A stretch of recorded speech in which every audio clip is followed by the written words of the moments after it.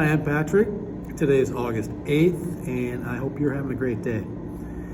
In my 25 years of teaching English, I have seen that a lack of confidence is a real problem with English students. Having confidence in your English skill is a very important part of becoming fluent. Confidence comes from practicing regularly and seeing and hearing similar vocabulary and grammar many times. By studying my daily news lessons, you will very quickly build up your confidence in English and you will feel yourself improving. It only takes about 15 minutes a day. Please subscribe to my channel and start learning English from a professional. Let's get started today with our daily news lesson by reviewing today's news headlines. Number 1, Iranian and Palestinian officials called for Wednesday's gathering of the 57-member Organization of Islamic Cooperation. Number 2, British police are gearing up for another night of violence amid concerns that as many as 30 locations may be targeted. Number 3, Democratic presidential candidate Kamala Harris will campaign alongside her new running mate Tim Walz on Wednesday. Number 4, a Nobel laureate could shepherd Bangladesh's new interim government.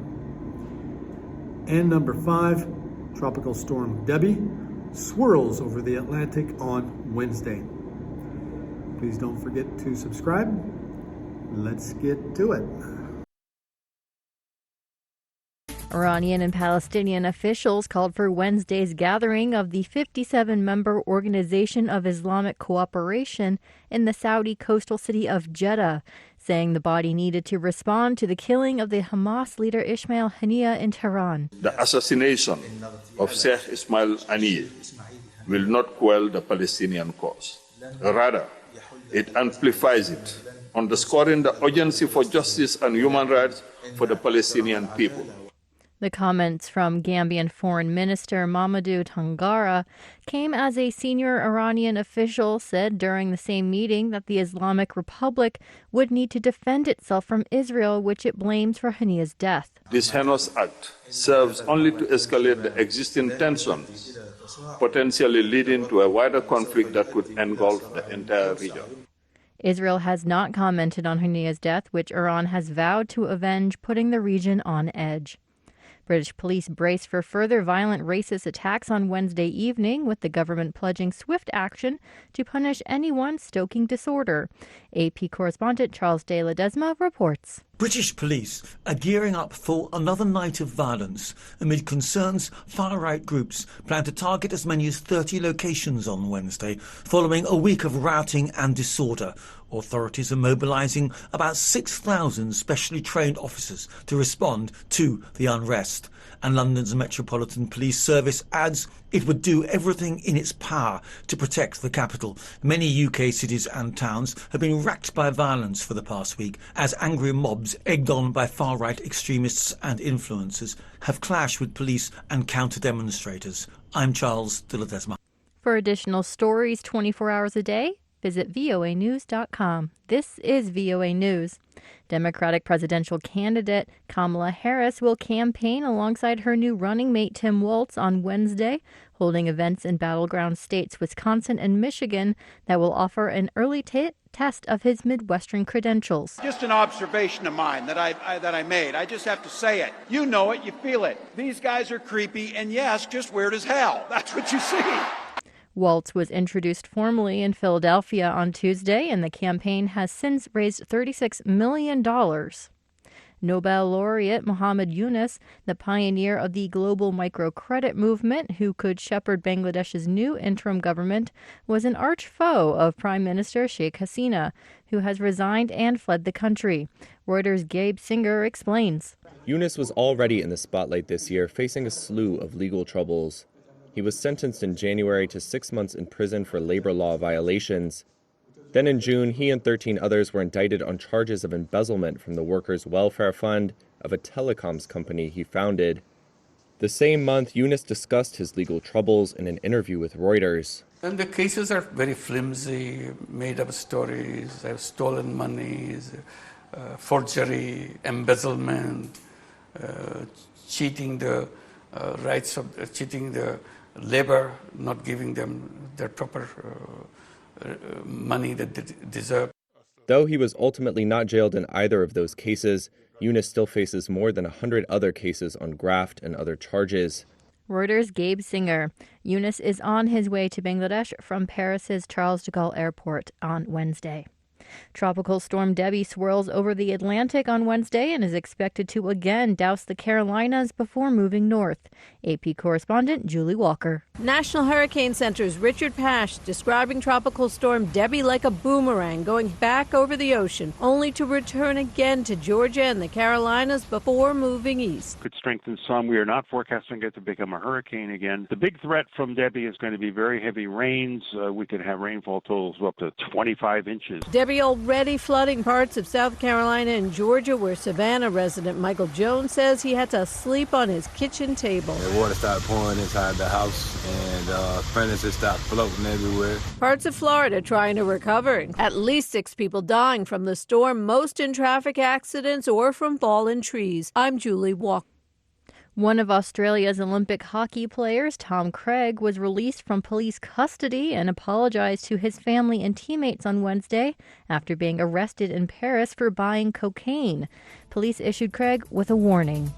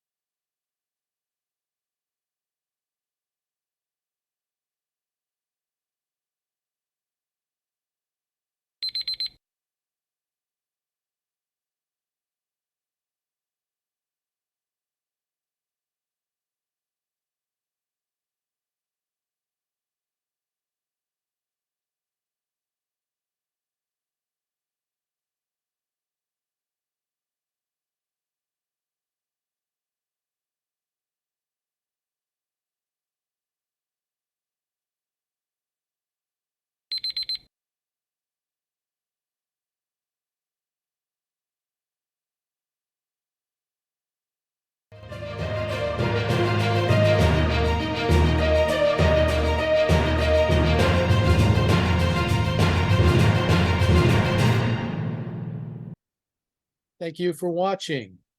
Can you do me a favor? Please leave a comment in the comments section below. That would really help. Thank you, and see you again soon.